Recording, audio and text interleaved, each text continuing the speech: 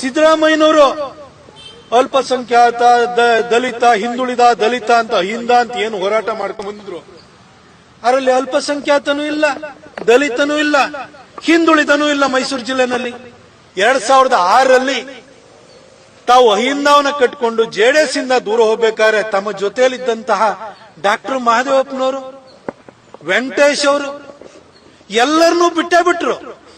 ತನ್ವೀರ್ ಸೇಠ್ ಅವ್ರು ಬಂದ್ರೆ senior most ಇದ್ದಾರೆ, ಎಲ್ಲ ಸಲ್ಲುವಂತ ವ್ಯಕ್ತಿ.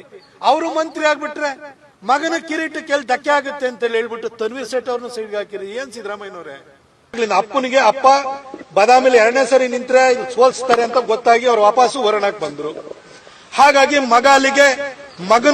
ಮಗನಿಗೆ ಅಕಾಮಡೇಟ್ ಮಾಡ್ಲಿಕ್ಕೋಸ್ಕರ ಅವ್ರು ಚಾಮುಂಡೇಶ್ವರಿಗೆ ಬಂದು ಅವರು ಅಲ್ಲಿ ಹಾಳಾಗಿದ್ರು. ಸಿದ್ದರಾಮಯ್ಯನವರು ಚೇರ್ ಬಿಟ್ಕೊಟ್ಟಿರ್ಬೋದು, ಆದ್ರೆ ಆಡಳಿತದ ಮೇಲೆ, ಸಚಿವ ಸಂಪುಟ ಅದರ ರಚನೆಯ ಮೇಲೆ ತಮ್ಮ ಹಿಡಿತವನ್ನ ಖಂಡಿತ ಇಟ್ಕೊಂಡಿದ್ದಾರೆ. ಅದನ್ನು ಅವರು ಸಾಧಿಸ್ತಾರೆ. ನಮ್ಮ ಮೈಸೂರು ಭಾಗಕ್ಕೂ ನ್ಯಾಯನ ಕೊಡಿಸ್ತಾರೆ ಅಂತ ನಂಗೆ ಖಚಿತವಾದ ವಿಶ್ವಾಸ ಇತ್ತು. ಆದರೆ ಸಂಪುಟ ವಿಸ್ತರಣೆ ಸಂದರ್ಭದಲ್ಲಿ ಪ್ರಮಾಣ ವಚನ ಸ್ವೀಕರಿಸಕ್ಕೆ ಮೈಸೂರು ಭಾಗದವರು ಯಾರ್ಯಾರ ಹೆಸರು ಬರ್ತಾ ಇದೆಯಪ್ಪ ಅಂತಂದ್ರೆ, 6 ಸರಿ ಗೆದ್ದಿರುವಂತ ತನ್ವೀರ್ ಸೇಠ್ ಅವರ ಹೆಸರಿಲ್ಲ, ವೆಂಕಟೇಶ್ ಅವರ ಹೆಸರಿಲ್ಲ, ಶ್ರೀನಿವಾಸ್ ಪ್ರಸಾದ್ ಸಾಹೇಬರು ಮತ್ತು ಧ್ರುವನಾರಾಯಣ್ ಸಾಹೇಬರು ನಮ್ಮ ನಗಲಿದ ನಂತರ ದಲಿತರ ಏಕಮಾತ್ರ ಧ್ವನಿಯಾಗಿರುವಂತಹ ಡಾಕ್ಟರ್ ಮಹದೇವಪ್ಪನವರ ಹೆಸರು ಇಲ್ಲ.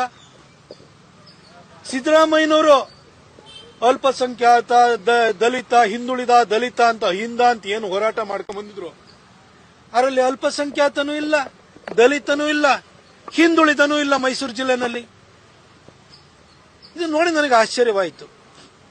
2016ರಲ್ಲಿ ತನ್ನ ಮಗನನ್ನ ಮಂತ್ರಿ ಮಾಡಬೇಕು ಅಂತ ಹೇಳಿ ಮಲ್ಲಿಕಾರ್ಜುನ್ ಖರ್ಗೆ ಅವರು ಕಲ್ಯಾಣ ಕರ್ನಾಟಕ ಕಲಬುರಗಿನಲ್ಲಿದ್ದಂತಹ ಮಾಲಿಕಯ್ಯ ಗುತ್ತೇದಾರ್ ಇರ್ಬೋದು, ಬಾಬುರಾವ್ ಚಿಂಚನ್ಸೂರ್ ಇರ್ಬೋದು, ಮಾಲಕರೆಡ್ಡಿ ಇರ್ಬೋದು, ಉಮೇಶ್ ಜಾಧವ್ ಇರ್ಬೋದು, ಕಮರುಲ್ಲಾ ಇಸ್ಲಾಂ ಇರ್ಬೋದು, ಅಜಯ್ ಸಿಂಗ್ ಇರ್ಬೋದು, ಹೀಗೆ ಸಾಲು ಸಾಲು ಕಾಂಗ್ರೆಸ್ ನಾಯಕರುಗಳನ್ನ ಅವರ ರಾಜಕೀಯವನ್ನು ಮುಗಿಸ್ಬಿಟ್ಟು ಪ್ರಿಯಾಂಕಾ ಖರ್ಗೆಯನ್ನ ತನ್ನ ಮಗನನ್ನ ಮಂತ್ರಿ ಮಾಡ್ಕೊಂಡ್ರು.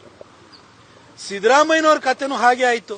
2006ರಲ್ಲಿ ತಾವು ಅಹಿಂದವನ್ನ ಕಟ್ಕೊಂಡು ಜೆಡಿಎಸ್ ಇಂದ ದೂರ ಹೋಗ್ಬೇಕಾದ್ರೆ ತಮ್ಮ ಜೊತೆಯಲ್ಲಿದ್ದಂತಹ ಡಾಕ್ಟರ್ ಮಹದೇವಪ್ಪನವರು, ವೆಂಕಟೇಶ್ ಅವರು ಎಲ್ಲರನ್ನೂ ಬಿಟ್ಟೇ ಬಿಟ್ರು.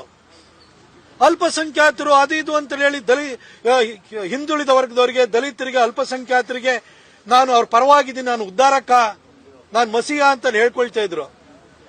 6 ಸರಿ ಗೆದ್ದಿದ್ದಾರೆ ತನ್ವೀರ್ ಸೇಠ್ ಸತತವಾಗಿ. ಒಬ್ಬ ಡೀಸೆಂಟ್ ಮನುಷ್ಯ. ತನ್ವೀರ್ ಸೇಠ್ ಅವ್ರು ಬಂದ್ರೆ ಸೀನಿಯರ್ ಮೋಸ್ಟ್ ಇದ್ದಾರೆ, ಎಲ್ಲ ಸಲ್ಲುವಂತ ವ್ಯಕ್ತಿ. ಅವರು ಮಂತ್ರಿ ಆಗ್ಬಿಟ್ರೆ ಮಗನ ಕಿರೀಟಕ್ಕೆ ಎಲ್ಲಿ ಧಕ್ಕೆ ಆಗುತ್ತೆ ಅಂತ ಹೇಳ್ಬಿಟ್ಟು ತನ್ವೀರ್ ಸೇಠ್ ಅವ್ರನ್ನ ಸೈಡ್ಗೆ ಹಾಕಿರಿ. ಏನ್ ಸಿದ್ದರಾಮಯ್ಯನವರೇ, ಅಲ್ಪಸಂಖ್ಯಾತ ದಲಿತ ಹಿಂದುಳಿದ ಇವೆಲ್ಲ ನಿಮ್ಮ ಅಹಿಂದಾನದಿದೆಯಲ್ಲ, ಇಲ್ಲಿವರೆಗೂ ನೀವು ಮಾಡ್ಕೊಂಡು ಬಂದಿದ್ದು ಅವರ ಶ್ರೇಯೋಭಿವೃದ್ಧಿ ಕೆಲಸ ಅಲ್ಲ. ನಿಮ್ಮ ರಾಜಕಾರಣಕ್ಕೆ ನೀವು ಮುಖ್ಯಮಂತ್ರಿ ಆಗ್ಲಿಕ್ಕೆ ನೀವು ಅವ್ರನ್ನ ಬಳಕೆ ಕನ್ವೀನಿಯಂಟ್ ಪಾಲಿಟಿಕ್ಸ್ ಮಾಡಿದ್ರೆ ಹೊರತು ಅವ್ರ ಬಗ್ಗೆ ನೈಜ ಕಾಳಜಿ ಇಲ್ಲ ಅನ್ನೋದು ಇದರಲ್ಲಿ ಬಹಳ ಸ್ಪಷ್ಟವಾಗಿದೆ. ಹಾಗೆ ನಿಮ್ಮ ಮಗನ ತಲೆ ಮೇಲೆ ಅಷ್ಟೇ ಕಿರೀಟ ಇರಬೇಕು ಅನ್ನೋ ಕಾರಣಕ್ಕೆ ಇವ್ರನ್ನೆಲ್ಲರನ್ನೂ ಕೂಡ ಮಲ್ಲಿಕಾರ್ಜುನ ಖರ್ಗೆ ಅವರ ಹತ್ರನೇ ಬದಿಗೆ ಹಾಕಿದಿರಿ ಅನ್ನೋದು ಕೂಡ ಇದರಿಂದ ಬಹಳ ಸ್ಪಷ್ಟವಾಗ್ತಾ ಇದೆ. ನಾನು ಸಿದ್ದರಾಮಯ್ಯ ಸಾಹೇಬ್ರಿಂದ ಖಂಡಿತ ಇದನ್ನು ನಿರೀಕ್ಷೆ ಮಾಡಲಿಲ್ಲ. ಏನ್ ಸಿದ್ದರಾಮಯ್ಯ ಸಾಹೇಬ್ರೆ, ವಂಶ ಪಾರಂಪರ್ಯ, ಕೌಟುಂಬಿಕ ರಾಜಕಾರಣ ಎಲ್ಲಾದ್ರ ಬಗ್ಗೆ ಮಾತಾಡಿ ನೀವಿವತ್ತು ಭ್ರಷ್ಟಾಚಾರದ ಬಗ್ಗೆ ಮಾತಾಡುವಂತ ನೈತಿಕತೆಯನ್ನ 14 ಸೈಡ್ ತಗೊಂಡು ಕಳ್ಕೊಂಡ್ರಿ. ಇನ್ನು ವಂಶ ಪಾರಂಪರ್ಯದ ಬಗ್ಗೆ ಮಾತಾಡ್ಲಿಕ್ಕೆ, ಇನ್ಯಾರ್ಯಾರ್ದೋ ಕುಟುಂಬದ ಬಗ್ಗೆ ಮಾತಾಡ್ಲಿಕ್ಕೆ ನಿಮ್ಮ ಮಗನ ತಲೆ ಮೇಲೆ ಅಷ್ಟೇ ಕಿರೀಟನಿಟ್ಟು ಉಳಿದವ್ರನ್ನ ಮುಗಿಸಿ ಅದನ್ನು ಕಳ್ಕೊಂಡ್ರಿ. ನೀವು ಕುರ್ಚಿ ಕಳ್ಕೊಂಡ್ರೆ ಅದನ್ನ ನಿಮ್ಮ ನೈತಿಕತೆನೂ ಈ ರೀತಿ ಎಲ್ಲಾ ರೀತಿಯಲ್ಲೂ ಕಳ್ಕೊಳ್ತೀರಿ ಅಂತ ನಾನು ನಿಮ್ಮನ್ನು ನಿರೀಕ್ಷೆ ಮಾಡಿರ್ಲಿಲ್ಲ ಸರ್. ವೈಯಕ್ತಿಕವಾಗಿ ನನಗೆ ನಿಮ್ಮ ಬಗ್ಗೆ ನಿಜವಾಗ್ಲೂ ಕೂಡ ನಿರಾಸೆಯಾಗಿದೆ. ನೀವು ಒಂದು ಮೇಲ್ಪಂಕ್ತಿ ಹಾಕೊಡ್ತೀರಿ ಅಂತ ಅನ್ಕೊಂಡಿದ್ದೆ ನಾನು. ನೀವು ಯಾವ ವಿಷಯದಲ್ಲೂ ಕೂಡ ಮೇಲ್ಪಂಕ್ತಿ ಹಾಕೊಡ್ಲಿಲ್ಲ. ನಿಮ್ಮ ರಾಜಕೀಯನೂ ಮುಗೀತು. ನೀವು ಯಾವ ಆದರ್ಶಗಳ ಬಗ್ಗೆ ಮಾತಾಡ್ತಿದ್ರಿ ಅದಕ್ಕೂ ಕೂಡ ನೀವು ತಿಲಾಂಜಲಿ ಇತ್ತಿದ್ದೀರಿ ಅನ್ನೋದು ಇದರಲ್ಲಿ ಸ್ಪಷ್ಟವಾಗುತ್ತೆ. ಅಪ್ಪನಿಗೆ ಅಪ್ಪ ಬದಾಮಿಲಿ 2ನೇ ಸರಿ ನಿಂತ್ರೆ ಸೋಲ್ಸ್ತಾರೆ ಅಂತ ಗೊತ್ತಾಗಿ ಅವ್ರು ವಾಪಸ್ಸು ಹೊರನಾಕ್ ಬಂದ್ರು. ಹಾಗಾಗಿ ಮಗನಿಗೆ ಅಕಾಮಡೇಟ್ ಮಾಡ್ಲಿಕ್ಕೋಸ್ಕರ ಅವ್ರು ಚಾಮುಂಡೇಶ್ವರಿಗೆ ಬಂದು ಅವರು ಅಲ್ಲಿ ಹಾಳಾಗಿದ್ರು. ಹಾಗಾಗಿ ಮಗನಿಗೆ ಸೇಫ್ ಸೀಟನ್ನ ಬಿಟ್ಕೊಟ್ರು. ಮಗ ಬೇರೆ ಕ್ಷೇತ್ರಕ್ಕೆ ಕಳ್ಸಕ್ಕೆ ಮಗನಿಗೆ ಮೆರಿಟಲ್ ಗೆಲ್ಲಲ್ಲ ಅಂತ ಗೊತ್ತಿತ್ತು. ಅದಕ್ಕೋಸ್ಕರ ಏನ್ ಮಾಡಿದ್ರು, ಅವರು ಮುಖ್ಯಮಂತ್ರಿ ಆಗ್ಬೇಕು ಅನ್ನೋ ಆಸೆಯಿಂದ ವರುಣಾಕ್ ಹೋದ್ರು, ಮಗನ MLC ಮಾಡಿದ್ರು. MLC ಮಾಡಿ ಇವ್ರು ಸೀಟ್ ಬಿಟ್ಕೊಂಡ ಕೂಡ ಅವತ್ತನ್ನ ಮಂತ್ರಿ ಮಾಡ್ಕೊಂಡ್ರು. ಇದೇನು ಕೋಟಾದಲ್ಲೇ ಇವ್ರ ಕೋಟಾದಲ್ಲೇ ಮಗ ಮಂತ್ರಿ ಆಗಿರುವಂತದ್ದು. ಇವಾಗ ಆ ಮಗನ್ನ ತಲೆಯಲ್ಲಿ ಮಾತ್ರ ಕಿರೀಟ ಇರಬೇಕು. ಈ ಭಾಗದಲ್ಲಿ ಹಿಂದೆ ಸಿದ್ದರಾಮಯ್ಯನವರಿಗೆ ಹಿರಿತನ ಇತ್ತು, ರಾಜಕೀಯ ಅನುಭವ ಇತ್ತು. ಇವೆಲ್ಲ ಕಾರಣಕ್ಕೋಸ್ಕರ ಈ ಭಾಗದಲ್ಲಿ ಅವರು ಅನ್ಕ್ವಶನಬಲ್ ಲೀಡರ್ ಆಗಿದ್ರು. ಮಗ ಲೀಡರ್ ಆಗಕ್ಕೆ ಸಾಧ್ಯ ಇಲ್ಲ, ಯಾಕಂದ್ರೆ ಸೀನಿಯರ್ ಮೋಸ್ಟ್ಗಳಿದ್ದಾರೆ. ಅಲ್ಪಸಂಖ್ಯಾತರು ಅಂತ ಹೇಳಿದ್ರು, ಎಲ್ಲಾ ಸಮಾಜಕ್ಕೆ ಸಲ್ಲುವಂತ 6 ಸರಿ ಗೆದ್ದಿರುವಂತ ತನ್ವೀರ್ ಸೇಠ್ ಇದ್ದಾರೆ, 6 ಸರಿ ಗೆದ್ದಿರುವಂತ ವೆಂಕಟೇಶ್ ಅವರು ಇದ್ದಾರೆ. ಇನ್ ಮಗ ಇಲ್ಲಿ ಲೀಡರ್ ಆಗಕ್ ಆಗಲ್ಲ. ಹಾಗಾಗಿ ಏನು, ಯಾರು ಲೀಡರ್ಗಳಿದ್ದಾರೆ ಅವ್ರನ್ನ ಮುಗಿಸ್ಬೇಕು. ಅದಕ್ಕೋಸ್ಕರ ಇವ್ರು ಎಲ್ಲರಿಗೂ ಕೂಡ ಮಂತ್ರಿ ಸ್ಥಾನವನ್ನು ತಪ್ಪಿಸಿ ಮಗನಿಗೆ ಮಗನ ತಲೆ ಮೇಲೆ ಮಾತ್ರ ಕಿರೀಟ ಇರೋಂಗೆ ನೋಡ್ಕೊಂಡು ಹಾಳು ಮಾಡಿರೋರು ಇವರೇ. ಅದರ ಸಂಪೂರ್ಣ ಜವಾಬ್ದಾರಿ ಇವರೇ ವಹಿಸಬೇಕು. ಯಾಕಂದ್ರೆ ಗಾಯತ್ರಿ ಶಾಂತೇಗೌಡರಿಗೂ ಕೂಡ ಅವ್ರ ಲಿಸ್ಟ್ DK ಶಿವಕುಮಾರ್ ಅವರು ರಾಜಭವನ ಕಳಿಸಿದ್ದಾರೆ.